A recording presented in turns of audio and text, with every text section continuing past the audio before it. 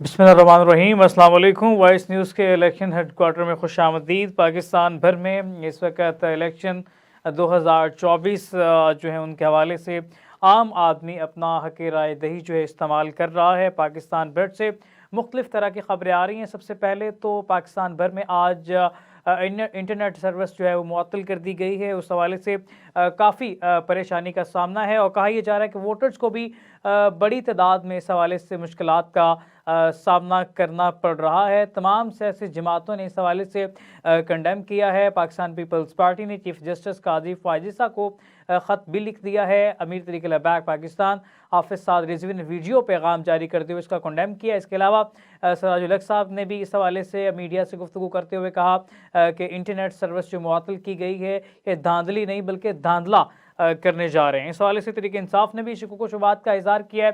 तमाम सियासी पार्टीज़ ये चाहती हैं कि इंटरनेट सर्विस जो है मुअत्तल नहीं होनी चाहिए थी और इंटरनेट सर्विस मुअत्तल करके इस इलेक्शन पर एक बड़ा सवाल निशान खड़ा कर दिया गया। इस हवाले से पाकिस्तान के जो मोस्ट लीडिंग पार्टीज़ के रहनुमा हैं जिसमें सर फ़हरिस्त इस वक्त तहरीक इंसाफ की पार्टी है, तहरीक बैक है, मुस्लिम लीग नून है, पीपल्स पार्टी है। बिलावल भुट्टो ने भी अपना वोट कास्ट किया। इसके अलावा तहरीक बैक के अमीर साद रिजवी ने इस हवाले से NA 129 और PP 171 के पोलिंग स्टेशन पर अपना वोट कास्ट किया है। इसके अलावा पीपल्स पार्टी के बिलावल भुट्टो जरदारी ने government boys primary school number 3 के पोलिंग स्टेशन नंबर 157 में नोडेरो में अपना वोट कास्ट किया। सराजुल हक साहब ने दीर में अपना वोट कास्ट किया और इसके बाद अब्दुल अकबर चरताली ने भी कुछ ही देर पहले वोट कास्ट कर लिया है। मरीम नवाज़ और मियां नवाज शरीफ ने NA 127 में अपना वोट कास्ट किया और ये बड़ी दिलचस्प सूरत हाल थी कि मुस्लिम लीग नून के रहनुमा जिन्होंने पाकिस्तान भर में शेर पर मोहर लगाने की कैंपेन की और ख़ुद अपना वोट अकाब के निशान पर दिया है और ओवन चौधरी के हक में अपना वोट कास्ट किया। बहरहाल इस हवाले से इलेक्शन के हवाले से मुख्तलिफ तरह की खबरें आई। जंग से बड़ी दिलचस्प खबर सामने आई है। NA 109 में चंद अफराद आए और पोलिंग स्टेशन से बैलेट बक्स उठाकर गाड़ियों में ले गए। इस हवाले से कराची से भी कुछ इस तरह की खबरें आ रही हैं कि वहाँ पर भी इस वक्त पोलिंग का जो अमल है बहुत सुस्त रवि का शिकार है। इस्लामाबाद की बात करें, इस्लामाबाद से भी शिकायत मौसूल हो रही हैं कि पोलिंग जो का सिलसिला है बड़ी सुस्त रवि का शिकार है। लोग वोट डालना चाहते हैं, लंबी कतारें, लेकिन महज आधा घंटा इस वक्त तक बाकी है वोट कास्ट करने में, लेकिन आवाम को जो है खुल के जो है वो अपना हक राय दही इस्तेमाल करने नहीं दिया गया। वोटर बड़ी तादाद में सड़कों पे हैं। अगर टर्न आउट 70% से क्रॉस कर जाता है तो हालात चेंज हो जाएंगे। आज मियाँ साहब ने जो बात की, उन्होंने कहा कि हमें मखलूत हुकूमत नहीं चाहिए बल्कि हमें सादा अक्सरियत चाहिए। पैगाम जहां पहुंचना था पहुंचा दिया गया है, लेकिन सवाल ये है क्या मियाँ साहब जी की जो ख्वाहिश है उस ख्वाहिश की तकमील की जाएगी? मियाँ साहब की ख्वाहिश के मुताबिक क्या उनको सादा अक्सरियत मिल पाएगी? ये कि बहुत बड़ा सवाल निशान है। मुख्तलिफ अपडेट्स आ रही हैं। एक तो पीपल्स पार्टी ने चीफ जस्टिस काजी फ़ायज़ ईसा को ख़त लिख दिया। इस ख़त के हवाले से क्या सिचुएशन बनेगी, हमारे तज्ज़ियाकार कुछ देर तक हमारे साथ मौजूद होंगे, उनके लिए इस हवाले से हम बात करेंगे। लेकिन इस इलेक्शन से पहले काफ़ी शकूक व शुबात कायम थे। मुसलसल अपने प्रोग्राम में भी इसको डिस्कस करते रहे कि इलेक्शन 2024 इससे पहले इलेक्शन पर इतना सुनाटा, इतनी खामोशी नहीं देखी गई है। कोई दिलचस्पी आवाम की ख़ास नज़र नहीं आ रही थी इलेक्शन से पहले। लेकिन इलेक्शन के दिन जो है काफ़ी लोग बाहर निकले और जो शायद उनके अंदर का लावा था वो निकालने के लिए बाहर आए। लेकिन बहरहाल इलेक्शन के हवाले से काफ़ी सवालात थे, काफ़ी चीज़ें थीं। उन तमाम तर सूरत हाल पर बात करते हैं। हमारे साथ तज्ज़ियाकार मौजूद हैं। असाम दुरानी साहब हमारे साथ इस वक्त मौजूद हैं। मुकीम अहमद साहब इस वक्त हमारे साथ मौजूद हैं और मसूद चौधरी साहब इस्लामाबाद से हमें ज्वाइन करेंगे। सबसे पहले फैसल मेमन भी इस वक्त हमारे साथ मौजूद हैं कराची से, और अनीक अली राना साहब जो हैं सीनियर सहाफ़ी हैं, डायरेक्टर वॉइस न्यूज़ भी हैं, वो भी हमें ज्वाइन करेंगे। असाम दुरानी साहब, सबसे पहले मैं आपकी तरफ आऊँगा। इलेक्शन 2024 होने से पहले ही काफ़ी हद तक मुतनाज़ नज़र आ रहे थे, लेकिन इलेक्शन का आज दिन है, महज आधा घंटा बाकी है। क्या समझते हैं, इस इलेक्शन को एक्सेप्ट करेगी आवाम और क्या रिजल्ट मुतवक्के समझा जा रहा है?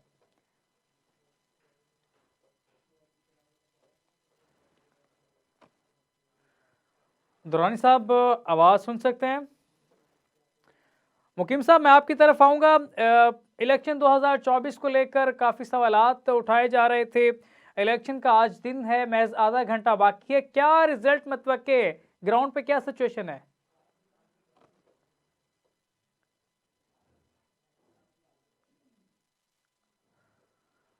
मुकीम साहब, आप सुन सकते हैं? जी जी, फरमाइए आप। जी मुकीम साहब, आवाज कटता है। इलेक्शन 2024 जो उनका दिन का जो है तकरीबन इख्तिताम होने जा रहा है, महज आधा घंटा बाकी है। ग्राउंड पर क्या सिचुएशन है, क्या बनेगा? पाकिस्तान तहरीक इंसाफ भी है, मुस्लिम लीग नून भी है, दीगर जमातें भी हैं। क्या इस वक्त मजबूत पार्टी नजर आ रही है आपको इस वक्त तक? देखिए जी, जो सूरत हाल है या जो तजियाती रिपोर्ट्स हैं या इस वक्त तक जो इतलात आ रही हैं प्रिंट मीडिया के जरिए, टेलीविजन के जरिए और सोशल मीडिया के जरिए, ओवरऑल तो माहौल पुरअमन ही रहा है। मतलब कोई खुदा ना खास्ता कोई ऐसा मेजर वाकया रिपोर्ट नहीं हुआ कि जिससे हम ये कह दें कि कोई सीरियस चीज नहीं आई। छोटे मोटे वाकयात हो रहे हैं, ये नॉर्मल है। कई चीजें तो इंसानी गलती और कुछ चीजें जैसे ट्रांसपोर्टेशन है, लॉजिस्टिक्स है, कोई लोकल इश्यूज हैं, वो हो जाते हैं। किसी का वोट इधर उधर हो गया या किसी का वोट तलाश करने में मुश्किल हो गई, किसी को पोलिंग बूथ नहीं मिल रहा या पोलिंग स्टेशन नहीं मिल रहा, वो अपने ये 1-2% या 5% को ऐसे इंसानी लफ्जिश कह लें या कोई कोताही कह लें, वो हो जाती है। कितना अच्छा भी सिस्टम होगा ये होगा, लेकिन अगर कोई मेजर चीज ऐसी हो कि बहुत बड़ा कोई मसला जिससे कोई बहुत बड़ा पड़ रहा हो, जिससे उसके किसी हल्के के नताइज तब्दील हो रहे हों या किसी उम्मीदवार को गैर जरूरी बेनिफिट मिल रहा हो, तो फिर आप उसे कह सकते हैं कि यार ये बहुत ज्यादा कोई संगीन मसला क्रिएट हो गया। ओवरऑल अमन अमान की सूरत हाल अल्हम्दुलिल्लाह बेहतर रही है और अल्लाह करे कि इसी तरह खुशसलूकी से पाया तकमील तक पहुंचे। लेकिन इंटरनेट की बंदिश के ऊपर मैं गुजारिश बस ये कर रहा हूँ कि बात तो इस पे शोर तो बहुत मच रहा है, लेकिन जब इंटरनेट नहीं था तो क्या तब भी पोलिंग होती थी?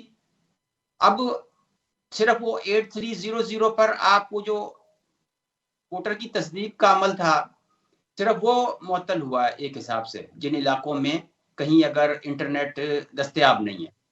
वो आमतौर पर लोग एक आध दिन पहले कर लेते हैं और करना भी चाहिए था, लेकिन ये कोई जस्टिफिकेशन नहीं है कि आप सिस्टम सस्पेंड कर दें।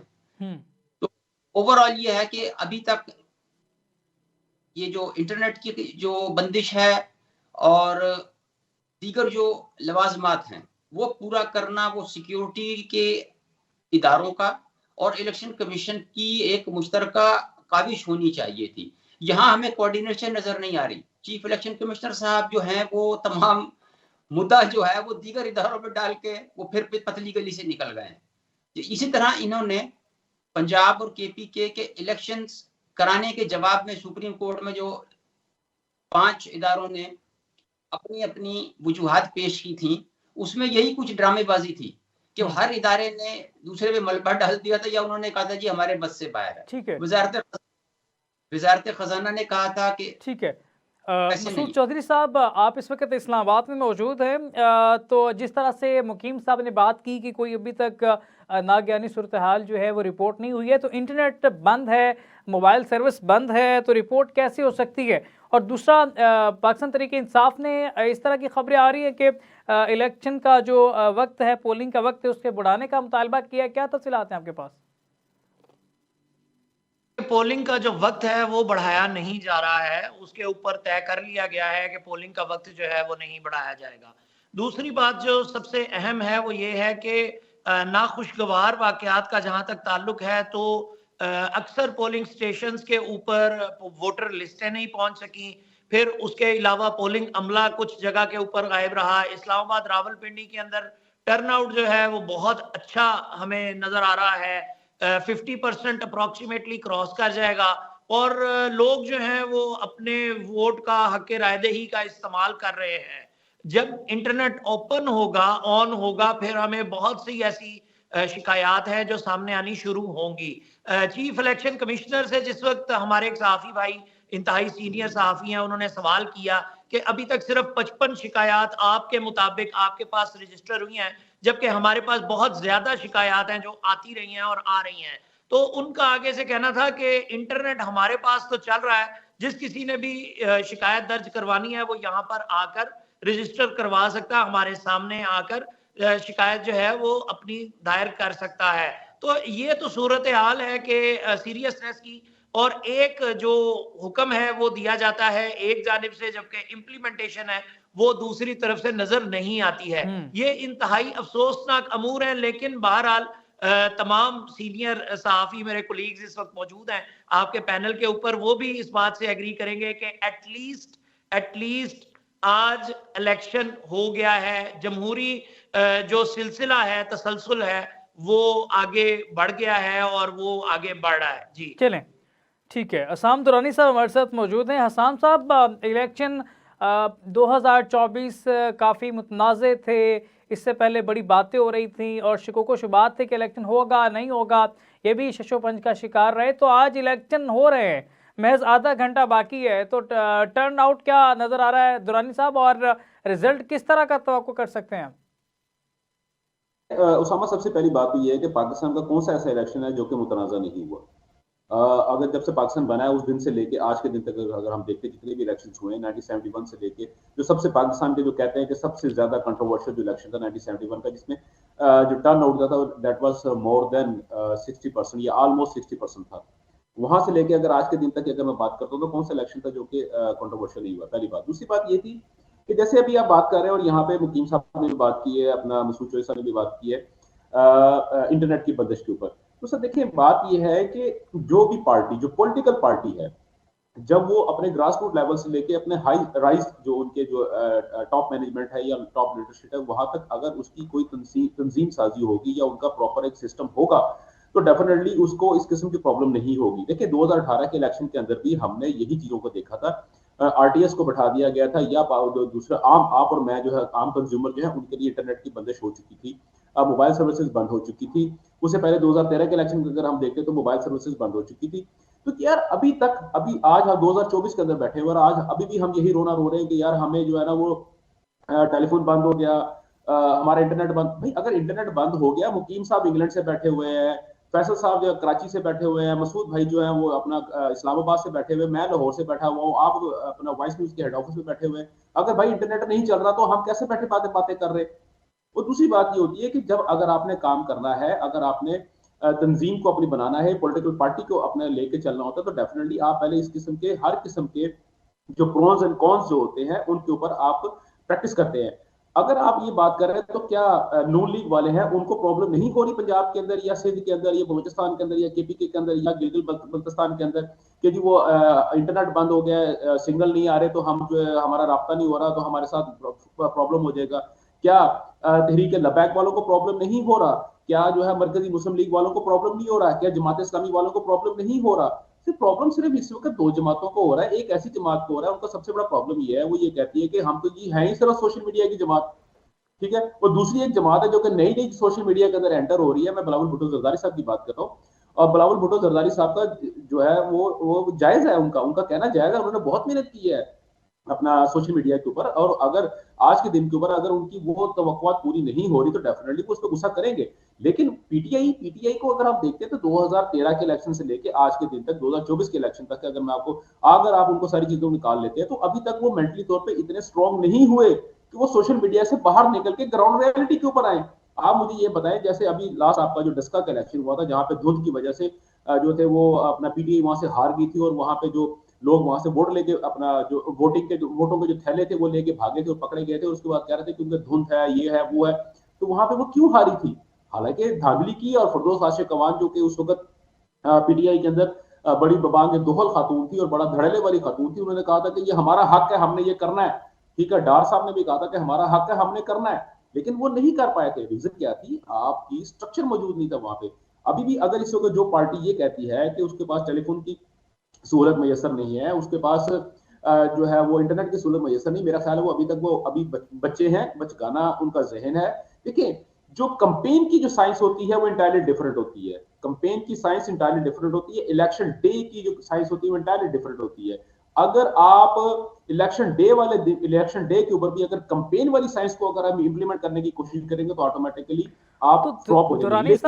दुरानी साहब जो 5 बजे का वक्त है, पोलिंग का सिलसिला खत्म हो जाएगा, तो जो वोटर बाहर खड़ा है इतनी बड़ी तादाद में, जो अपना हक राय दही जो इस्तेमाल नहीं कर सकेगा, वो क्या करेगा?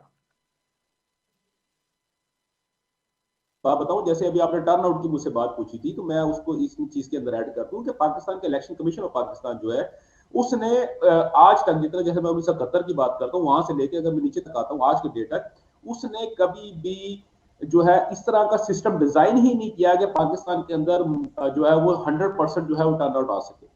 यहाँ पे सिस्टम जब भी डिजाइन होता है वो मैक्सिमम जो है वो 60% तक के लिए सिस्टम को डिजाइन किया जाता है। अभी आप देखें कि मैं सुबह आज सुबह से मैं अगर बात करता हूं तो मैं 125, 126, 127 मैं नेशनल असेंबली के 3 हलकों की बात कर रहा हूं। उसके अलावा सूबाई असेंबली है, उसके 7 हलके जो है उनके मैं आज मैं सुबह से लेके उनके ऊपर मैंने काम किया और मैं फिर के आया हूँ, सारी चीजें देख के आया हूँ। वहां पे जो पोलिंग बूथ है या वहां पे जितने भी पोलिंग बूथ बने हुए हैं, ठीक है, वहां पे बहुत ज्यादा तादाद के अंदर बनाए हुए, लेकिन पूरे पाकिस्तान के अंदर तकरीबन 1 लाख यानी कि मोर देन 90,000 जो है वो पोलिंग बूथ जो है या पोलिंग स्टेशन जो है वो अवेलेबल है। और उसके अंदर मुख्तलिफ 90,000 अगर पोलिंग स्टेशन है तो उसका मतलब है हर पोलिंग स्टेशन के अंदर हम एवरेज अगर 5-5 भी लगाए तो आप उस हिसाब लगाएंगे कितने पोलिंग बूथ हो गए। लेकिन वो एक इतने बड़े नंबर ऑफ पीपल को या वोटर्स को एंगेज करने के लिए वो अभी भी थोड़ा है। देखिए 12.5 करोड़ कहना आसान है, आपने एक दिन के अंदर जो है वो वोटर्स को एंगेज करना है, आपने उसने अपना राय जो है वो जो है उसने अपने राय देनी है। तो एक्चुअली तौर पे पाकिस्तान के अंदर जैसे 12.5 करोड़ जैसा पाकिस्तान के वोटर्स की अगर बात करते हैं तो होना ये चाहिए था पाकिस्तान के अंदर वोटिंग डेज जो है वो कम से कम 2 होनी चाहिए, एटलीस्ट 2 डेज कंटिन्यूसली वोटिंग होनी चाहिए। अगर वो आप नहीं कर सकते तो फिर आपको करना ये चाहिए कि फिर आप 8 से लेके 5 बजे तक अगर आप काम कर रहे हैं, ठीक है। हमारे साथ director news voice news Aneek Rana साहब भी मौजूद हैं। अनीक साहब, अब ये खबर आ रही है कि इलेक्शन कमीशन ऑफ पाकिस्तान ने जहां पर ताख़ीर से पोलिंग का सिलसिला स्टार्ट हुआ तो वहां पे वक्त बढ़ा दिया गया, तो इस वक्त बढ़ाने से कोई फ़र्क पड़ेगा? अभी तो जो बाज़ हल्के हैं जहां पे अभी आधे घंटे बाद पोलिंग का सिलसिला ख़त्म हो जाएगा, वोटर्स की बड़ी तादाद बाहर खड़ी है, तो वो कैसे वोट कास्ट करेगी? उनका हक जो है कहाँ जाएगा? अस्सलाम वालेकुम, thank you so much Usama.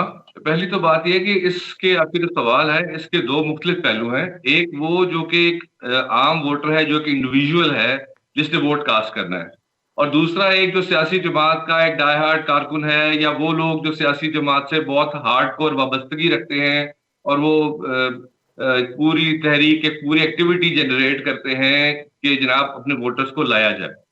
पहली बात यह है कि जो अहाते के अंदर पोलिंग स्टेशन के जो वोटर्स आ जाते हैं पोलिंग टाइम के अंदर उनको इजाजत दी जाती है कि वो वोट कास्ट कर दे, नंबर 1। सेकेंडली, हो सकता है पॉसिबिलिटी के बाकी जगहों पर भी वोटिंग का जो दौरानिया है उसको बढ़ा दिया जाए। तीसरा मसला यह है हमारे मिजाज का। अब कहते हैं कि आज छुट्टी है, इलेक्शन है, तो जनाब अब आराम से उठेंगे, नाश्ता माश्ता करेंगे और फिर जनाब देखेंगे दोस्तों के साथ जो है वो बनाएंगे, जनाब तुम भी पहुंचो मैं भी पहुंच रहा हूँ या फैमिली सारी जाएगी, जनाब एक फेस्टिविटी का सा माहौल होगा।